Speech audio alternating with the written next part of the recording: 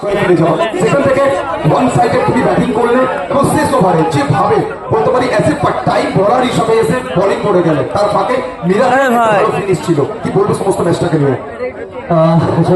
প্রথম ওভারটা যেহেতু ব্যাড লাগ ছিল আর মামা ওভারে গেছিল, আমি ভাবছিলাম যেহেতু উইকেট যাওয়ার পরে যদি আমি 5 ওভার খেলি আরামসে বিপিতে 60 বেটে দেবো। যদি 60 আমার রান করে ফেলে ডিফেন্ড করা আশা করি চাপ হয়ে যাবে যেহেতু এই পিচটার মধ্যে। আর আমাদের বোলিং সাইড আসগার মাস্টার বিরাট এক্সেলেন্ট বল, যাদেরকে কিছু বলারই নাই। আমি যেটা চেয়েছিলাম যদি এই মাঠটা আমার সত্যি আগের বার সেই ফেলে হেরেছিল, অনেক কষ্ট হয়েছিল। এই মাঠে দাঁড়িয়ে বলছি এবার যেহেতু সত্যি তার বদলাটাই বেঁচে নিলাম আমি। আর যদি বলি বিগত কয়েকটা মাস ধরে আমরা বারবার দেখছি শশাঙ্ক ক্রিকেটের বহু টুর্নামেন্টে ম্যাচ উইনের পরে বলতে পারি বুনো উল্লাস, বুনো সেলিব্রেশন। আজ দেখলাম তোমার কাছ থেকে এই সেলিব্রেশনটা নিয়ে কি বলবে?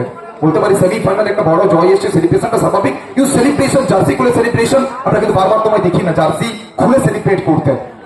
এর জন্য সবকিছু করতে রাজি আছি, টিমের জন্য সবকিছু করতে রাজি আছি। আর যেভাবে ফ্যান্সরা সাপোর্ট করেছে বলতে পারি শুরু থেকে শেষ পর্যন্ত প্রত্যেকটা মুহূর্তে, শুরুতে হয়তো অবশ্যই ফ্যান্সরা ভাবেনি যে 5 ওভার থেকে 52 রানটা ওখানে ডিফেন্ড হতে পারে, বাট যেভাবে ডিফেন্ড করলে ফ্যান্সদের নিয়ে কি বলবে?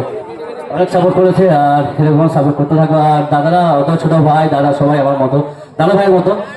কি বলবো, যেহেতু ফ্যামিলি সবকিছু দাদা ভাই যেহেতু। আর শেষ প্রশ্ন বলতে পারি এই বছর বড় ম্যাচে ভালো পারফর্ম করে এগেইনস্ট টিমকে বিট করে ফিলিংসটা কিরকম? অবশ্যই ভালো ফিলিংস হবে, কিন্তু অবশ্যই বলতে পারি মনের মধ্যে যে একটা ডেফিনেটলি থাকে ওখানে আত্মতুষ্টি। খুবই ভালো লাগছে, খুবই ভালো লাগছে। Thank you all of you, all the best for the mega final. Jasim Rahman.